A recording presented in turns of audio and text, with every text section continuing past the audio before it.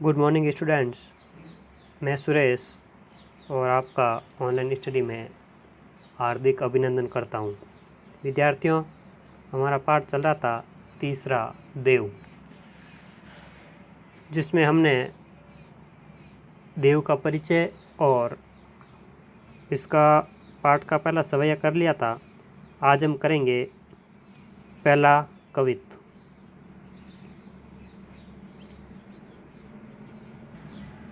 तो आइए पहले कवित्व का हम सविस्तार अध्ययन करते हैं, जिसमें कवि देव ने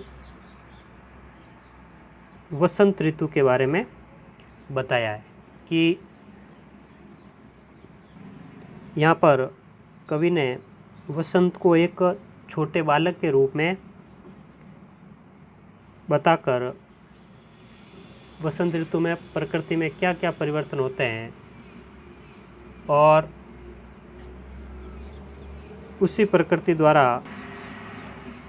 वसंत के लिए क्या क्या स्वागत किए जाते हैं। तो कवि ने यहाँ पर वसंत को एक छोटे बालक के रूप में दिखाया है और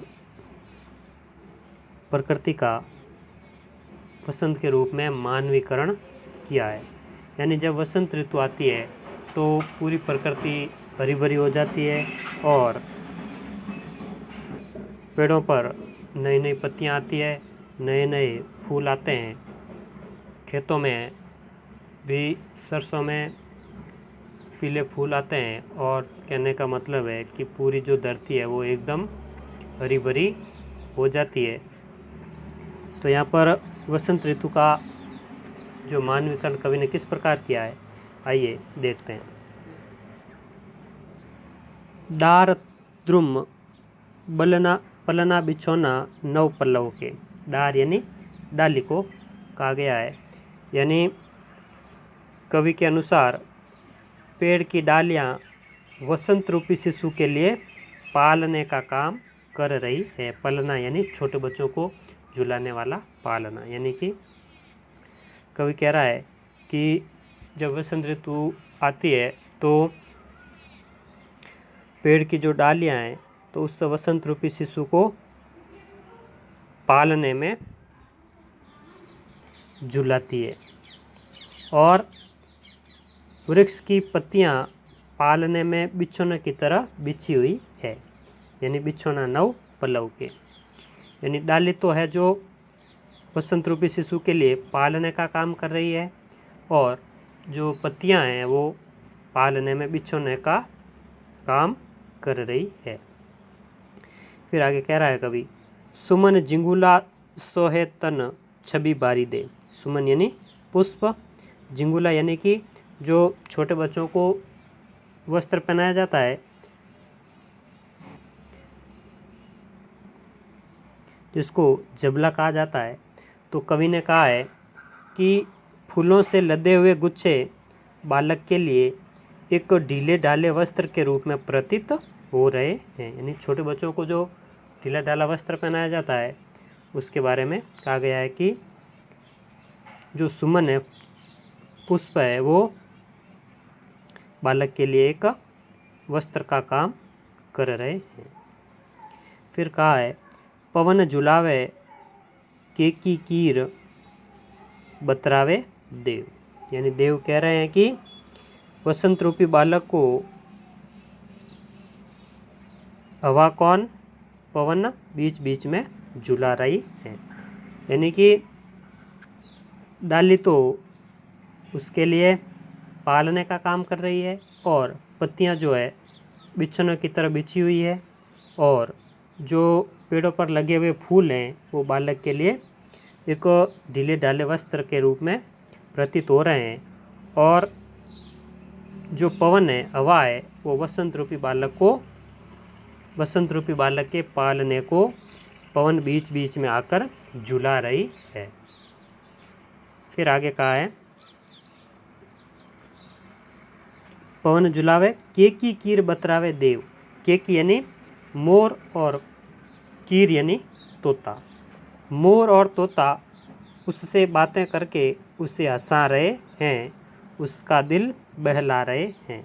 बतरावे यानी बहला रहे हैं। बीच बीच में पवन तो जो है, हवा तो उस पालने को झुला रही है और मोर और तोता उसको बीच बीच में उससे बातें कर रहे हैं और उसको हंसा रहे हैं, उसका दिल बहला रहे हैं। फिर है कोकिल अलावे उलसावे कर तारी दे। कोकिल यानी कोयल। कोयल भी आ आकर वसंत रूपी शिशु से बातें करती हैं तथा तालियां बजा बजा कर उससे प्रसन्न करने की कोशिश कर रही है। अलावे उलसावे यानी कि उसको प्रसन्न करने का काम कर रही है। तारी दे यानी कि तालियां दे देकर। फिर आगे कहा है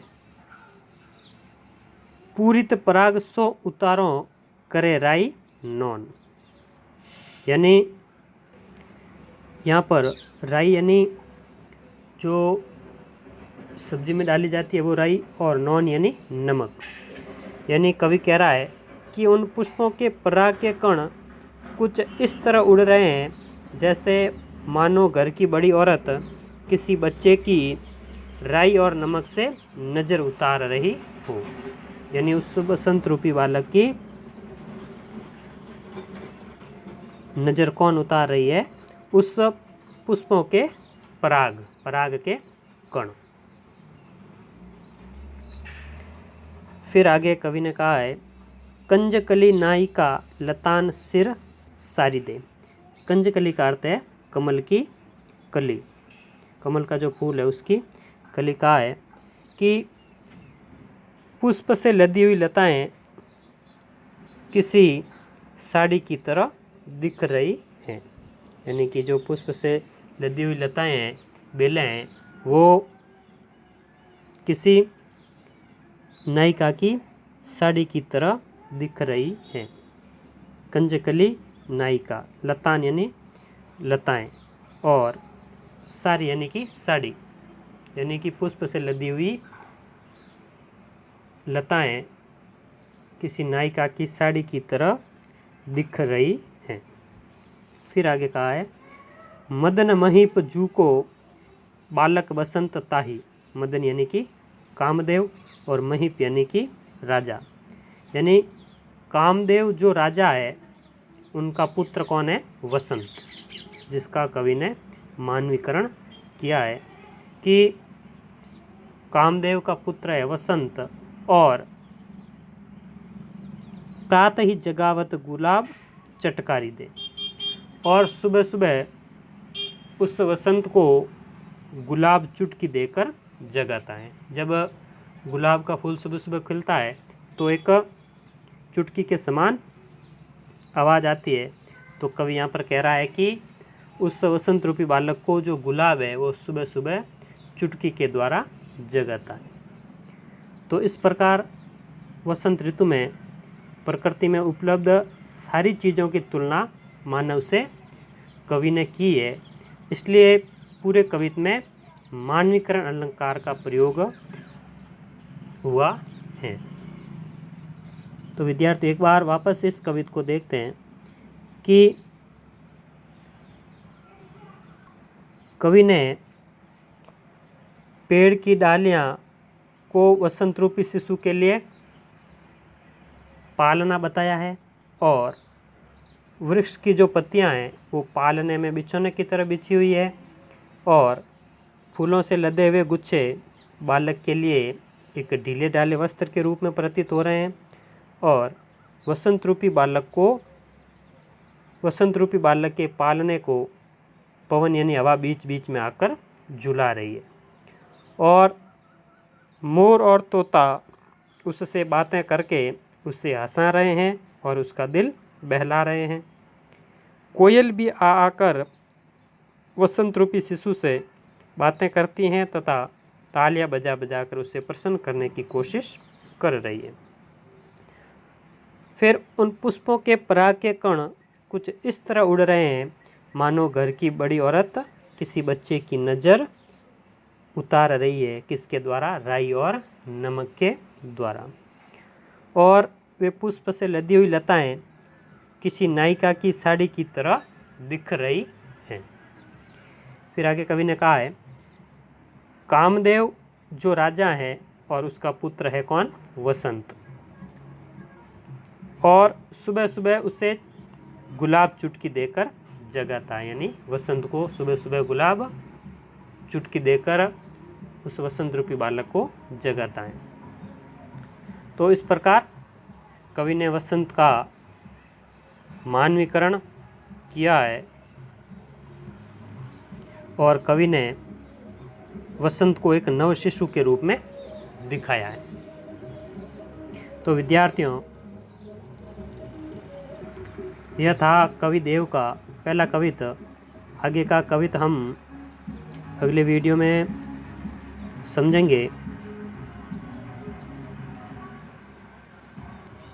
आपको यह कवित अच्छा लगा तो हमारे वीडियो को लाइक ज़रूर करें और कमेंट करके हमें ज़रूर बताएं। तो विद्यार्थियों, आज के लिए इतना ही। तो आप स्वस्थ रहें, मस्त रहें, आपका दिन मंगलमय हो। तो अगले वीडियो में हम अगला कवित पढ़ेंगे। तब तक के लिए नमस्कार, धन्यवाद। एक बार फिर से